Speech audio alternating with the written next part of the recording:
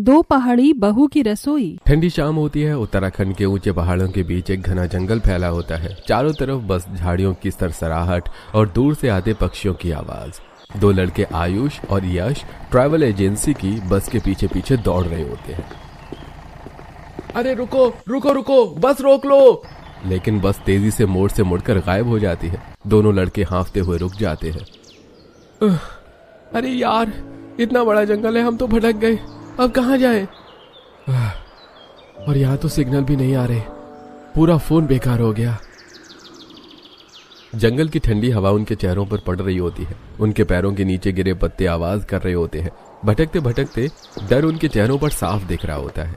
जंगल के रास्ते से दो लड़कियां आ रही होती हैं, मीशा और मिष्टी। दोनों सिर पर लकड़ी की टोकरी उठाए हंसते बतियाते नीचे गांव की ओर जा रही होती है। जब उन्होंने देखा कि दो लड़के रास्ते में घबराए हुए खड़े होते हैं तो दोनों रुक जाती हैं। अरे क्या हुआ, आप लोग इतना परेशान क्यों दिख रहे हैं? हम लोग घूमने आए थे ट्रैवल एजेंसी वालों के साथ, लेकिन हमारी बस छूट गई और हम इस जंगल में गुम हो गए। यहाँ अंधेरा भी होने लगा है, डर लग रहा है। दोनों लड़कियां एक दूसरे को देखती हैं। डरिए मत, आप लोग हमारी साथ चलिए, हमारा घर पास में ही है, रात को वहीं रुक जाइए।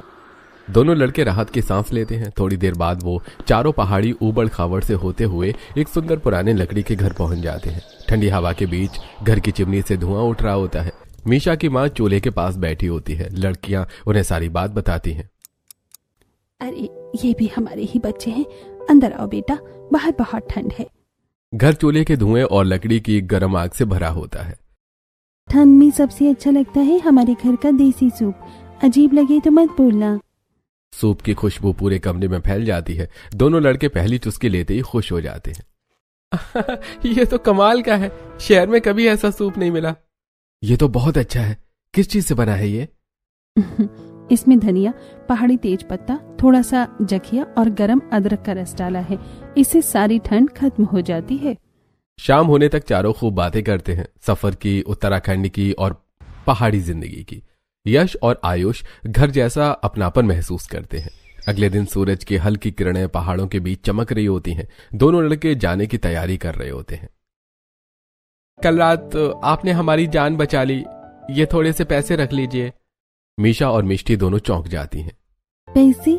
पहाड़ में कोई मेहमान से पैसे नहीं लेता है। कोई नहीं, ये तो आपने मदद की उसके लिए समझिए। यहाँ तो मेहमान खुद भगवान जैसा होता है, इसे वापस रखिए।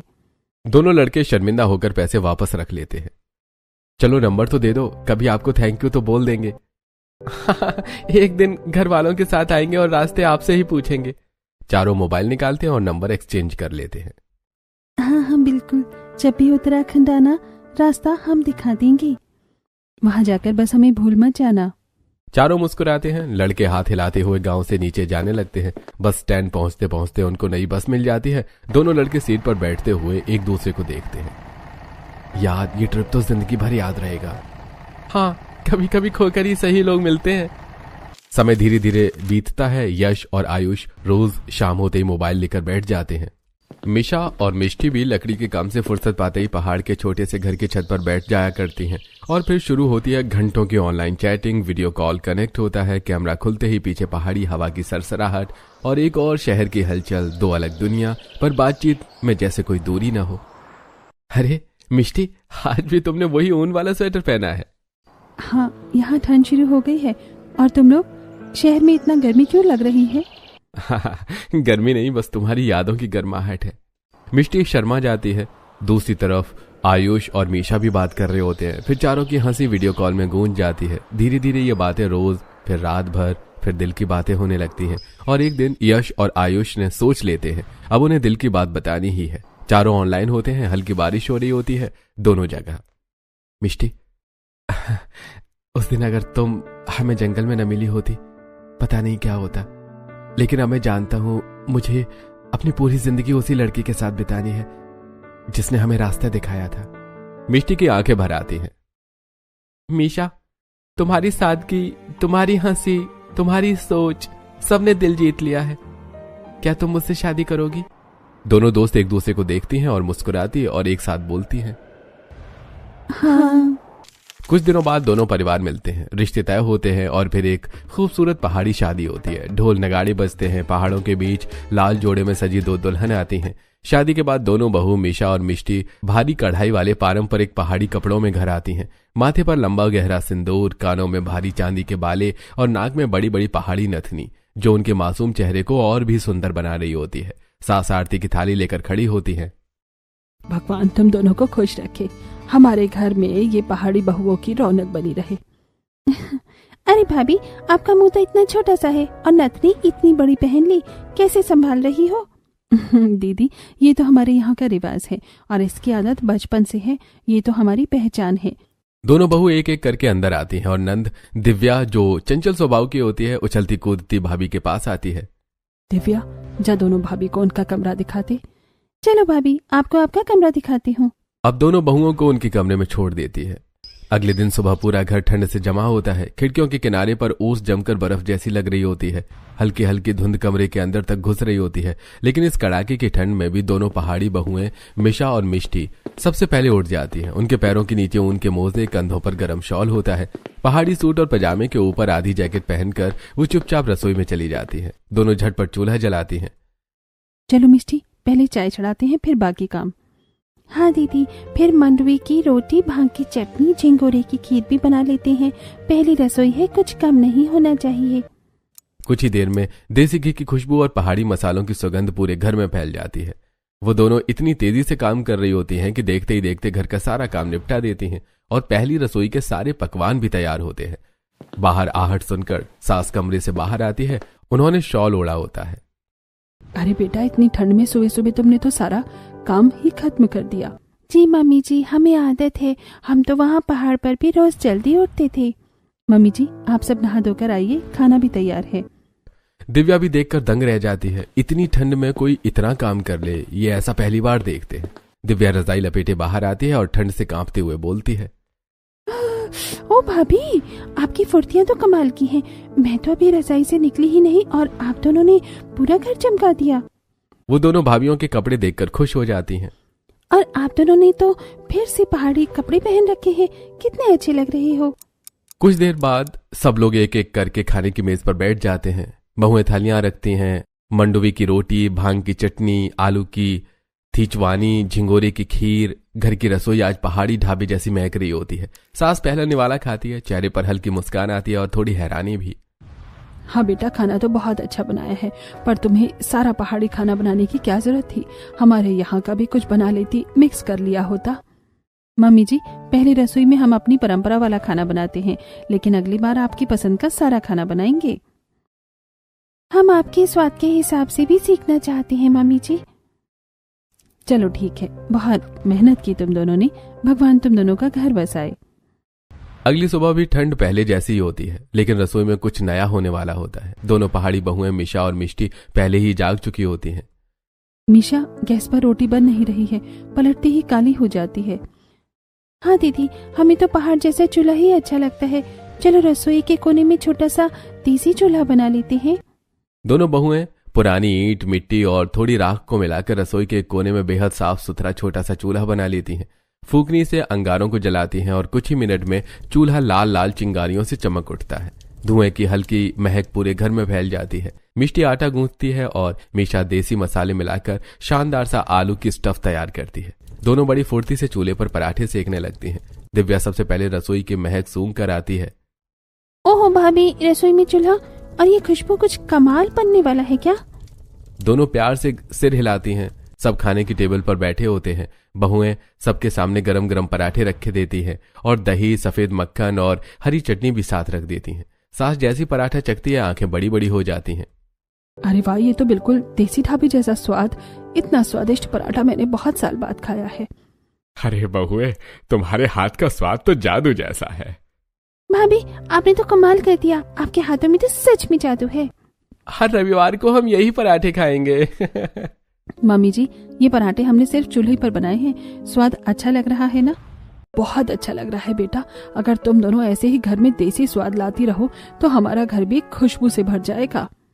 मिशा और मिष्टी एक दूसरे को देखकर मुस्कुराती हैं। देसी चूल्हा, पहाड़ी अंदाज और उनके प्यार ने सारा घर अपने रंग में रंग देती हैं। अगले दिन सुबह घर में हलचल होती है। सास की तबीयत रात से ही खराब होती है। ठंड में हल्का बुखार, सिरदर्द और थकान होती है। बेटा, आज सब्जी लेने कोई नहीं जा पाएगा, तुम लोग देख लेना। कोई बात नहीं मम्मी जी, आप आराम करिए। मीशा और मिष्टी ने एक दूसरे को देखती हैं। ठंड तेज होती है, धुंध इतनी कि हाथ बाहर निकालना मुश्किल होता है, लेकिन बहुओं ने झट से शॉल ओढ़ी, हाथों में दस्ताने डालती और बाहर निकल जाती हैं। ठंडी हवा चेहरे पर लग रही होती है, पर वो दोनों सब्जी मंडी पहुंच जाती हैं। जैसी सब्जियों पर नजर पड़ती है, दोनों के कदम रुक जाते हैं। टमाटर पिचके हुए, गोभी काली पड़ चुकी होती है, पालक में कीचड़ होता है और आलू पर धब्बे। पास ही दो आदमी आपस में बात कर रहे होते हैं। अरे यार, मंडी में अब कई कई दिन की सब्जी मिलने लगी है, खाने का स्वाद ही खत्म हो गया। अरे सही कहा, हम सोचते हैं मंडी आएंगे तो 2 पैसे बच जाएंगे, लेकिन यहाँ तो सब्जी बेकार मिलती है। हाँ दीदी, ये लोग बिल्कुल सही कह रहे हैं। ये सब्जियां तो बहुत खराब हैं, इनसे तो हमारा काम ही नहीं चलेगा। चलो ऐसा करते हैं, कुछ दिन के लिए थोड़ी सब्जी ले लेते हैं, बाकी घर जाकर बगीचे में अपनी सर्दियों की सब्जियां लगा लेंगे, ताजी और शुद्ध, बिल्कुल पहाड़ जैसे। दोनों को जितनी ठीक सब्जी मिलती है वो खरीद लेती हैं और जल्दी जल्दी घर लौट आती हैं। घर पहुंचकर दोनों बहुओं ने रसोई में खाना बनाया। गोभी कद्दूकस करती हैं, मसाले मिलाती हैं, देसी घी में चूल्हे पर पराठे फूलने लगते हैं। कुछ ही देर में घर में गोभी के गर्मा गर्म पराठों की खुशबू फैल जाती है। बेटा, तुम दोनों ने तो ठंड में भी कमाल कर दिया। कहाँ है ऐसी सब्जियां, लेकिन स्वाद तो ऐसा जैसे खेत से तोड़ी हो। सारा काम निपटाकर दोनों बहुएं बाहर घर के पीछे वाली गार्डन में जाती हैं। ठंड से मिट्टी कड़क होती है। दोनों बहुएं लेकिन खुरपी लेकर जमीन खोदने लगती हैं। मीशा गोभी, मूली, पालक और मेथी के बीज डालने लगती है। ये देखना दीदी, कुछ ही हफ्तों में हमारी यहाँ अपनी सब्जियां उगेंगी। हाँ, और सबको रोज ताजी सब्जी मिलेगी। अब मंडी की गली सब्जियों में कोई स्वाद नहीं है। दोनों प्यार से बीज डालती हैं, फिर उन्हें पानी देती हैं। अगले दिन दोपहर के समय सर्दियों की कड़क हवा के बीच कमला देवी घर के बाहर चारपाई पर बैठकर धूप सेक रही होती है। उनके कंधों पर गरम शॉल होती है। उसी समय सामने वाली पड़ोसन सुधा हाथ में चाय का कप लिए बाहर आती है। अरे बहन कमला, कब तक तुम्हारी पहाड़ी बहुएं ऐसे ही पहाड़ों की दुनिया में रहेंगी? जरा इन्हें यहाँ के तौर तरीके भी सिखाओ। जब से आई हैं बस पहाड़ी कपड़े, पहाड़ी खाना, पहाड़ी चूल्हा, कुछ अपने यहाँ का भी सीखने दो। अरे बहन जी, अभी तो बस आए हुए कुछ ही दिन हुए हैं। नए नए माहौल में समय लगता है, जरा अभी इनको रहने दो जैसे हैं। कुछ ही दिनों में अपने आप सब सीख जाएंगी। तुम जानो बहन, पर आजकल की बहुएं कुछ सीखे ऐसा होता नहीं। अरे मेरी बहुएं सुनती भी हैं और समझती भी हैं। बस अभी आई हैं, धीरे धीरे इस घर को भी समझ लेंगी। तुम चिंता मत करो। सुधा कहकर चाय की चुस्की लेती है। अगली सुबह रसोई में देसी चूल्हा जल रहा होता है। आज मेथी के पराठे बनाते हैं, सर्दी में बहुत फायदेमंद रहते हैं। हाँ दीदी, बिल्कुल, दादी माँ को ये बहुत पसंद आएंगे। दोनों बहुएं इतनी फुर्ती से बेलने सेकने में लगी होती हैं कि जैसे हाथों में मशीन लगी हो। टेबल पर गरम गरम घी की हल्की खुशबू वाले मेथी पराठे रखे होते हैं। बहुत स्वादिष्ट, पर बेटा पराठों के अलावा कुछ और भी बना लिया करो। कहीं पता चला कि हमारा और माँ जी का कोलेस्ट्रॉल इन पराठों से बढ़ जाए। सब हंस पड़ते हैं। अगले दिन रसोई में एक अलग ही खुशबू होती है। मिष्टी बाहर गार्डन से ताजे बथुए के पत्ते तोड़ कर लाती है। दीदी, आज बथुए के पराठे बनाएंगे। पहाड़ में सर्दियों में यही सबसे ज्यादा खाए जाते हैं। चलो आज ताजा बथुए बाहर से लाते हैं। दोनों बारीक पिसी हरी पत्तियां, अजवाइन और थोड़ा सा लहसुन मिलाकर पराठे बनाने लगती हैं। भाभी, मैं तो शादी के बाद डाइट करने वाली थी, लेकिन जिस दिन से आप दोनों आई हैं, मेरी डाइट गई। मेरा पेट बाहर आया है। अरे दीदी, डाइट वाइट में क्या रखा है? अच्छा खाना खाओगे, शरीर खुद चमक उठेगा। और हम जो बनाते हैं सब हर्बल होता है, ना ज्यादा तेल, ना ज्यादा चिकनाई, सब देसी, सब हेल्दी। अब मैं जिम नहीं जाऊंगी, मैं बस आपकी रसोई आ जाऊंगी। तीसरे दिन दोनों बहुएं कुछ अलग बनाने का सोचती हैं। रसोई में देसी मसालों की महक फैल रही होती है। हल्दी, लाल मिर्च, हरा धनिया और सर्दियों की ताजी मूली आलू का मिक्स पराठा बनाती हैं। आज हम मिक्स पराठे बनाएंगे, आलू और मूली का कॉम्बो, और साथ में पुदीना दही की चटनी भी। गर्मा गर्म पराठे प्लेट में रखते हैं, ऊपर से मक्खन टिक्की और साथ में हरी चटनी भी। आहा, अरे बहुओं, तुम दोनों ने इस घर की रसोई में जान डाल दी है। अच्छा लग रहा है बेटा, बस कभी कभी दाल सब्जी भी बना लिया करो, पराठे से हम गोल ना हो जाएं। जी मम्मी जी, कल हेल्दी सब्जी वाली दाल भी बना देंगे, पर आज तो पराठे वाली पार्टी है। अगली सुबह घर में ठंड ऐसी पड़ रही होती है कि जैसे बर्फ की हवा खिड़कियों से अंदर आ रही हो। पूरे घर में सन्नाटा होता है। सभी अपनी अपनी रजाई में बिल्कुल दुबके पड़े होते हैं। सबके दांत ठंड से किटकिटा रहे होते हैं। हे भगवान, आज तो हाथ पैर सुन्न हो रहे हैं। कोई भी उठने को तैयार ही नहीं होता है। सब अपने अंदर ही सिकुड़े पड़े होते हैं। तभी रसोई से चम्मच बजने की आवाज आती है। दोनों बहू रसोई में काम कर रही होती है। मीशा, थोड़ा अदरक ज्यादा डालना, इससे शरीर में ताप जल्दी आएगा। दीदी, और काली मिर्च 4 चुटकी और बस, फिर तो दादी माँ भी उछल पड़ेंगी। अरे बेटा, इतनी ठंड में तुम दोनों रसोई में क्या कर रही हो? कांप नहीं रही क्या? आओ बैठो यहाँ रजाई में। मम्मी जी, ये ठंड क्या, हमारे पहाड़ों पर तो कई दिन तक बर्फ पड़ी रहती है। वहाँ भी हम सुबह सुबह ही काम कर लेते थे। यहाँ तो बहुत आसान है। यहाँ तो कुछ भी ठंड नहीं है। फिर मिष्टी भी एक बड़ी ट्रे लेकर आती है जिसमें 5-6 कप भाप छोड़ता मिक्स सूप रखा होता है। आप लोग परेशान मत होइए, हमने खास पहाड़ी स्टाइल का मिक्स सूप बनाया है। 2 मिनट में बस ठंड ऐसे गायब हो जाएगी जैसे कभी आई ही ना हो। सब उत्सुकता से सूप लेते हैं, हाथ गरमाते हैं। पहला घूंट लेते ही सबकी आंखें चमक उठती हैं। अरे वाह, ये तो बहुत स्वादिष्ट है। भाभी, ये कौन सा जादू है? अभी तो मुझे लगा था मैं बर्फ का गोला बन जाऊंगी। सच में बेटा, अब तो हीटर की भी जरूरत नहीं पड़ेगी। दोनों बहुएं एक दूसरे को देखकर मुस्कुराती हैं। हमारे पहाड़ों में ठंड से लड़ने का तरीका ही अलग होता है मम्मी जी। आप बस सूप खत्म कीजिए, 10 मिनट में आप खुद रजाई फेंक कर आंगन में धूप लेने भाग जाएंगी। पूरे घर में गर्माहट भर जाती है और सब लोग ताजगी से भरकर रजाई से बाहर निकलते हैं। अगले दिन दोपहर के समय बाहर हल्की धूप होती है और दादी सास आंगन में अपनी लकड़ी की मोड़ी पर बैठी होती हैं। पास ही सास भी बैठकर ऊन बुन रही होती है। दोनों बहुएं पास में चाय लेकर बैठी होती हैं।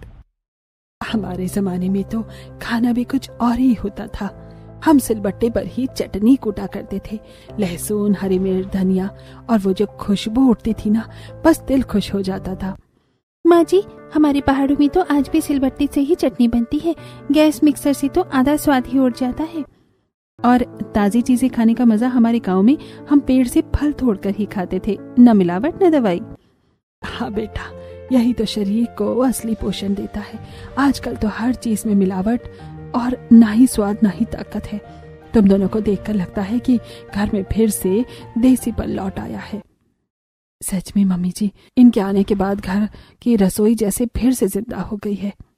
दोनों बहुएं मुस्कुराकर एक दूसरे को देखती हैं। शाम के समय कड़कड़ाती ठंड फिर से बढ़ जाती है। घर के लोग रजाइयों में दुबके बैठे होते हैं। तभी रसोई से टिक टिक टुक टुक की आवाजें आने लगती हैं। अरे ये तो सिलबट्टे की आवाज है। ये किसने निकाला? आपकी दोनों बहुएं कुछ खास बना रही हैं। मीशा सिलबट्टे पर लहसुन, काली मिर्च कूट रही होती है। मिष्टी उसमें अदरक, हरी मिर्च और पहाड़ से लाए हुए मसाले डाल रही होती है। चटनी की खुशबू पूरे घर में फैलने लगती है। दीदी, ठंड में गरम मसाला और लहसुन सबसे ज्यादा फायदा करता है। इससे शरीर अंदर से गर्म हो जाता है। हाँ, और दादी को उनके पुराने दिनों की याद भी आ जाएगी। थोड़ी देर बाद दोनों थाल सजाकर चटनी गरम गरम रोटी के साथ बाहर लाती हैं। सब टेबल पर बैठे होते हैं। ये सच में सिलबट्टे वाली चटनी है? हाँ माँ जी, बस आपके लिए। आप बोली थी ना कि पुराने जमाने में यही स्वाद होता था। अरे ये तो बिल्कुल वैसा ही स्वाद जैसा मेरे बचपन में मेरी माँ बनाती थी। तो मतलब टेस्ट पास? अरे ये तो घर का स्वाद वापस ले आई हो तुम दोनों।